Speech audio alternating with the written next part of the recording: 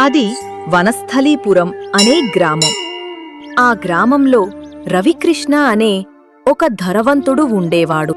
అతను దుర్గాదేవికి మహాభక్తుడు. ఎప్పుడూ ఆ తల్లినే స్మరించేవాడు. యా దేవి సర్వభూతేషు శక్తి రూపేణ సంస్థిత నమస్తస్తే నమస్తస్తే నమస్తస్తే నమో నమః. తన భార్య రాధ, అమ్మా దుర్గామాత, ఈ ఊరిని ఎప్పుడూ చల్లగా చూడు తల్లి. ఆ గుడి పంతులు రామలింగయ్య శాస్త్రి. అయ్యా రవికృష్ణ గారు, ఇంకొన్ని రోజుల్లో అమ్మవారి నవరాత్రులు రానున్నాయండి. మీరు ఎప్పటిలాగానే అమ్మవారి వేడుకలు ఘనంగా జరిపించాలి. తప్పకుండా జరిపిస్తాను పంతులు గారు. ఈసారి ఎంత ఖర్చైనా పర్వాలేదు, ఎలాంటి లోటుపాటు రాకుండా చూసుకోండి. ఉత్సవానికి కావాల్సిన డబ్బు మొత్తం మీకు ఇస్తాను పంతులు గారు. అవును పంతులుగారు, ఈసారి అమ్మవారి వేడుకలు ఘనంగా జరగాలి. ముందు మీరు ఆ ఏర్పాట్లు చూడండి. రామకృష్ణ చాలా పెద్ద ఇంట్లో ఉంటాడు. అతడు ఆ ఊరిలోనే గొప్ప ధనవంతుడు. తను స్టాక్ మార్కెట్లో ఇన్వెస్ట్ చేసేవాడు. ఎప్పుడూ ఖరీదైన కార్లలో తిరిగేవాడు. ఒకరోజు, ఏవండి, మీకు ఒక విషయం చెప్పాలండి. ఇంకొన్ని నెలల్లో మన ఇంట్లో తిరగడానికి బుజ్జిబాబుగాని పాపగాని రాబోతుందండి. ఏంటిరా తను మాట్లాడేది? నిజంగా నువ్వు తల్లి కాబోతున్నావా? హే హుర్రే, నేను నాన్న కాబోతున్నాను. నాకు నిజంగా చాలా సంతోషంగా ఉంది రాధా. అవునండి, మీరు నాన్న కాబోతున్నారు. రవికృష్ణ నాన్న కాబోతున్నాడని ఎంతో సంతోషపడతాడు.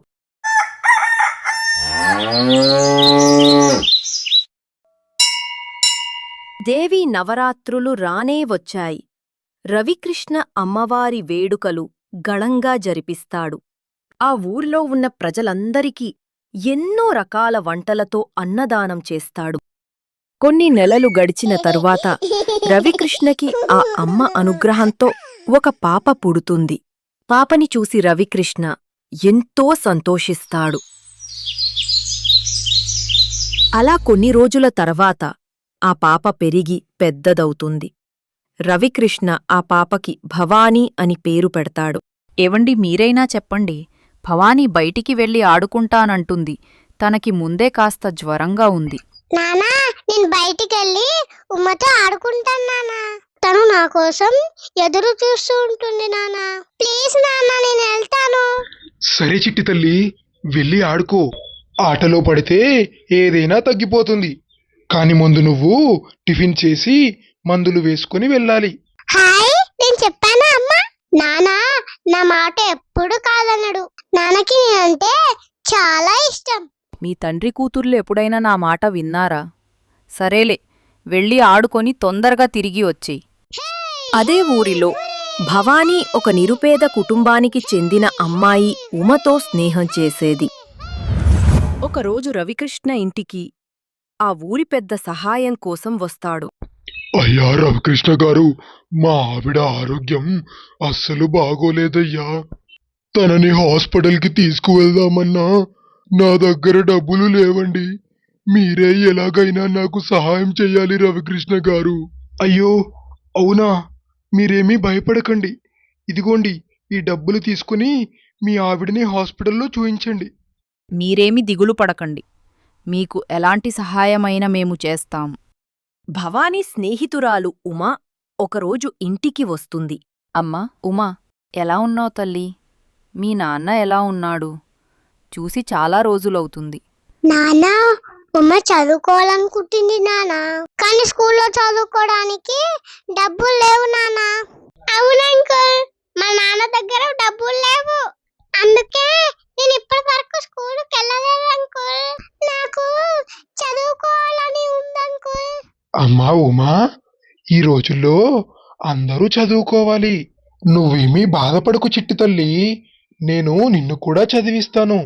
నువ్వు బాగా చదువుకోవాలి. భవానీ చదివే స్కూల్లోనే ఉమని కూడా చదివిస్తారు. ఒకరోజు రవికృష్ణ స్టాక్స్ చాలా నష్టాలలో కూరుకుపోతుంది. చూడండి రవికృష్ణ గారు, మీ స్టాక్స్ చాలా నష్టాల్లో కూరుకుపోయింది. మీ వల్ల మేము కూడా చాలా నష్టపోయాము. కాబట్టి మీ ఆస్తి అంతస్తు అన్నీ మా కంపెనీకి ఇచ్చేయాల్సి ఉంటుంది. ఏంటండి మీరు మాట్లాడేది?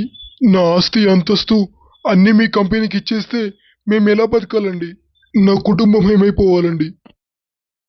దాంతో తన ఆస్తి అంతస్తు అన్నింటినీ కోల్పోతాడు. ఒక పెద్ద బంగ్లా నుంచి చిన్న పూరి గుడిసెలోకి వెళ్తారు. అయ్యో రాధా, ఇలా జరిగిందేంటి రాధా? నేనెప్పుడు మన కుటుంబాన్ని ఇలా చూడాలని అనుకోలేదు. కష్టమైన సుఖమైన అన్నీ మీతోనేనండి. మీరు ఏమీ బాధపడకండి. మనం ఎక్కడున్నా ఆ తల్లి ఆశీస్సులు మనకి ఎప్పుడూ ఉంటాయి. నాన్న, ఉమ వాళ్ళ ఇల్లు ఇక్కడే నాన్న. మేమిద్దరం జాలీగా ఆడుకుంటాం. రవికృష్ణ కుటుంబం ఎంత కష్టాలలో ఉన్నా ఆ తల్లిని మర్చిపోకుండా భక్తితో గుడికి వెళ్తారు. అమ్మా తల్లి, నేనేం పాపం చేశాను తల్లి? నన్నెందుకు ఇలా శిక్షిస్తున్నావమ్మా? డబ్బులు లేక నా భార్య పిల్లల్ని నేనెంతో బాధ పెడుతున్నాను తల్లి.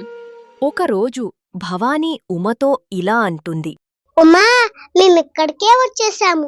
మనం ఏ చక్క రోజు ఆడుకోవచ్చు. హాయ్, అవునా? చాలా సంతోషం భవాని. ఇకపై నుంచి మనం ఆడుకోవచ్చు, చదువుకోవచ్చు.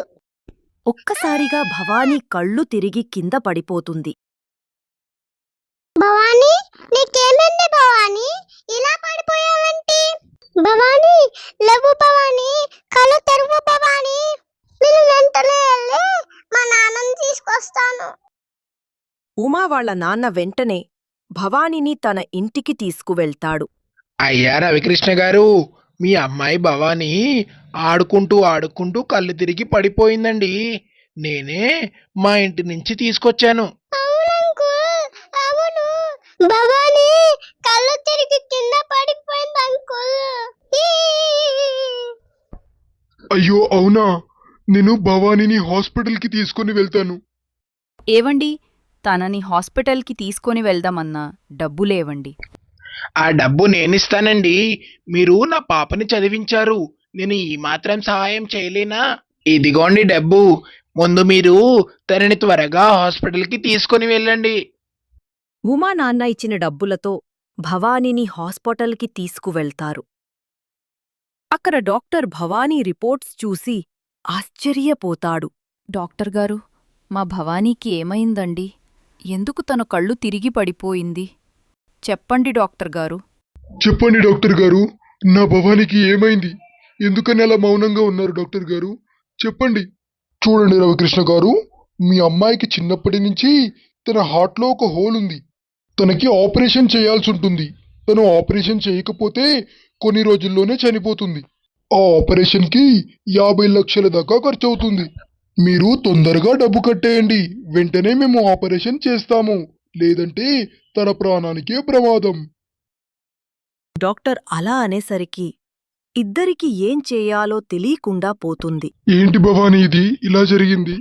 ఎందుకని ఆ తల్లి నన్ను పరీక్షిస్తుంది? ఇప్పటికిప్పుడు ఆపరేషన్కి 50 లక్షలంటే మనం ఎక్కడి నుంచి తీసుకువస్తాం రాదా? ఎలాగైనా ఆపరేషన్ చేయించాలని డబ్బుల కోసం అందరినీ అడుగుతారు. ఇంతకుముందు సహాయం పొందిన పెద్ద మనిషిని డబ్బులు అడుగుతారు. అయ్యా లింగయ్య గారు, మా పాపకి హార్ట్లో హోల్ ఉందండి. తనకి ఆపరేషన్ చేయించాలి. నా దగ్గర చిల్లి గవ్వ కూడా లేదండి. కాస్త మీరే సహాయం చేయాలండి. చూడండి రవికృష్ణ గారు, మీకు ఇవ్వడానికి నా దగ్గర డబ్బులున్నాయి. కానీ నేను మీకు డబ్బులిస్తే నేనెలా బతికేది? మీరు నాకు ఒకప్పుడు సహాయం చేశారన్న మాట నిజమే, కానీ మీ పరిస్థితి చూస్తుంటే మళ్ళీ నా డబ్బు నాకు వెనక్కి తిరిగిచ్చేలా లేరు. ఏ కష్టం చేసైనా మీ డబ్బులు మీకు తిరిగి చేస్తాం. పాపకి ఈ వారంలో ఆపరేషన్ చేయించాలండి. లేకపోతే పాప ప్రాణానికే ప్రమాదమం. సహాయం చెయ్యండి. లేదు రవికృష్ణ, నేను మీకు సహాయం చేయలేను. మీరు ఇంకెవరినైనా అడగండి. తను సాయం చేసిన ప్రతి ఒక్కరిని డబ్బులు అడుగుతారు. అయ్యో రవికృష్ణ గారు, మీరు ఇలా అయిపోయారేంటి? మీ దగ్గర కోట్ల డబ్బులుండేవి కదా. మీరు ఎవరినో మోసం చేసుంటారు. అందుకే మీ ఆస్తి పోయింది, మీ పాప ఆరోగ్యము పాడైంది. అయ్యో, నేను ఇప్పటి వరకు ఎలాంటి తప్పు చేయలేదండి. నేను ఎవ్వరికీ ఉపకారం తప్ప అపకారం చేయలేదు. నా బిడ్డ చావుబ్రతుకుల్లో ఉందండి. సహాయం చేయండి. చూడు రవికృష్ణ, మేము మీకు ఎలాంటి సహాయం చేయలేము. ఇంకెవరినైనా వెళ్ళి అడుగు. ఏ ఒక్కరూ సహాయం చెయ్యకపోవడంతో చివరాఖరికి తను నమ్ముకున్న ఆ దుర్గా మాత గుడికి వెళ్తాడు. అమ్మా తల్లి, నేను ఇప్పటి వరకు ఎవరినీ మోసం చేయలేదు. నా దగ్గర డబ్బు ఉన్నప్పుడు అందరికీ సహాయం చేశాను. అందరూ మనవాళ్లే అనుకున్నాను. కానీ ఇప్పుడు ఎవ్వరూ నాకు తోడుగా ఉండట్లేరు. ఆఖరికి నువ్వు కూడా నన్ను మోసం చేశావు తల్లి. నా బిడ్డని ఎలాగైనా కాపాడు తల్లి. అక్కడ ఆ అమ్మవారికి ధరించే నగలని చూస్తాడు. అది చూసి తనకి ఒక ఆలోచన వస్తుంది. నన్ను క్షమించు తల్లి. నీకు అలంకరించే ఈ నగలను అమ్ముకొని నా బిడ్డను నేను బ్రతికించుకుంటాను తల్లి. తన బిడ్డని ఎలాగైనా కాపాడాలన్న ఉద్దేశంతో వెంటనే తను ఆ బంగారాన్ని దొంగిలించడానికి అమ్మవారి దగ్గరికి వెళతాడు. రవికృష్ణ ఆ బంగారాన్ని దొంగలిస్తుండగా గుడి లోపలికి ఒక గుర్తు తెలియని ముసలావిడ వస్తుంది. ఒరే దొంగ వెదవా, అమ్మవారి నగలనే దొంగలిస్తున్నావా? అది చాలా తప్పురా. ఎప్పుడూ అలా చెయ్యకూడదు. ఏంటమ్మా తప్పు? నా బిడ్డ చావు బ్రతుకుల్లో ఉంది. నా బిడ్డ ఆపరేషన్కి డబ్బులు నువ్విస్తావా, ఈ ఊరి వాళ్ళు ఇస్తారా?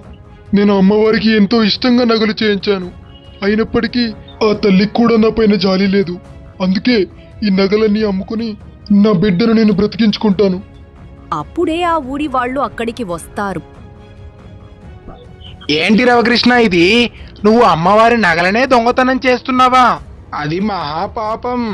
నీకు ఈ జన్మలోనే కాదు, వచ్చే జన్మలో కూడా ఈ పాపం వెంటాడుతుంది. రవికృష్ణ, నువ్వు ఇలాంటి పని చేస్తావని నాకు ముందే తెలుసు. ఎందుకంటే నువ్వు ఇప్పటి వరకు ఎంతమందిని మోసం చేసి అలా ఎదిగావో. అందుకే నీకు ఈ గతి పట్టింది. చూడండయ్యా, నేను నా బిడ్డ ప్రాణం పోతుందనే ఈ దొంగతనం చేశాను. అంతే తప్ప ఈ నగలు తీసుకుని నేను కోటీశ్వరుని అయిపోదామని కాదు. అతను చెప్పేది కూడా నిజమే. అతను ధనవంతుడైనప్పుడు మీరందరూ అతని దగ్గర డబ్బులు తీసుకున్న వాళ్ళే. అయినప్పటికీ మీరెవ్వరూ తనకి సహాయం చెయ్యలేదు. అందుకే అతనిలా చేశాడు. తప్పు మనందరిది. ఎప్పుడైనా ఏదైనా కష్టం వస్తే అందరం ఒకరికొకరు తోడుగా ఉండాలి. నా మాట విని మీరు అతనికి మీకు తోచినంత సహాయం చేయండి. ఇప్పటికైనా మీ తప్పు మీరు తెలుసుకోండి. కొద్దిసేపటి తర్వాత ఆ ముసలావిడ కనిపించకుండా పోతుంది. మమ్మల్ని క్షమించు రవికృష్ణ, మేము తప్పు చేశాము. నువ్వు మాకు చాలా సాయం చేశావు. అమ్మవారికి ఎన్నో సంవత్సరాల నుంచి ఎంతో చేస్తున్నావు. అయినప్పటికీ నేను మీకు సాయం చేయలేకపోయాను. మా తప్పు మేము తెలుసుకున్నాము. నా భార్య ఆపదలో ఉన్నప్పుడు నువ్వు నాకు చాలా సాయం చేశావు. నన్ను క్షమించు రవికృష్ణ. వాళ్ళ తప్పు తెలుసుకొని ఆ ఊరి గ్రామస్థులు సహాయం చెయ్యడానికి హాస్పిటల్కి వస్తారు. అక్కడ కనిపించకుండా పోయిన ముసలావిడ భవానీ పక్కన నిల్చుంటుంది. తను అందరూ అనుకున్నట్టు ముసలావిడ కాదు. తను సాక్షాత్తు ఆ దుర్గమాత. అది చూసి ఊరివాళ్లంతా ఎంతో ఆశ్చర్యపోతారు. పంతులు గారు, మీరు చూసారా? తను ఒక ముసలావిడ కాదు, తను సాక్షాత్తు ఆ దుర్గామాతే. ఆ దుర్గామాతే నా బిడ్డను కాపాడుతుంది. అవునయ్యా, నిజంగా ఆ దుర్గామాతే నీ బిడ్డను కాపాడింది. మేము చేసిన తప్పులన్నీ మాకు చూపించి మా కళ్ళు తెరిపించింది. నువ్వు నిజంగా చాలా అదృష్టవంతుడి రవికృష్ణ. నువ్వే కాదు, ఆ అమ్మవారిని చూసినా మేము కూడా అదృష్టవంతులమే. అమ్మ స్పర్శతో భవానీ ఆరోగ్యం మెరుగవుతుంది. నానా, నాకెలాంటి నొప్పి లేదేంటి నానా? అమ్మా భవానీ, నిన్ను సాక్షాత్తు ఆ దుర్గామాతే కాపాడింది. ఆ తల్లే ఒక ముసలావిడ రూపంలో వచ్చి నీ ఆరోగ్యం మెరుగుపరిచింది. అవును భవానీ, మనం ఎంతో ఇష్టంగా కొలిచే ఆ దుర్గమాతే నిన్ను కాపాడింది. బంగారు కొండలు సబ్స్క్రైబ్ చేసుకోవచ్చు కదా.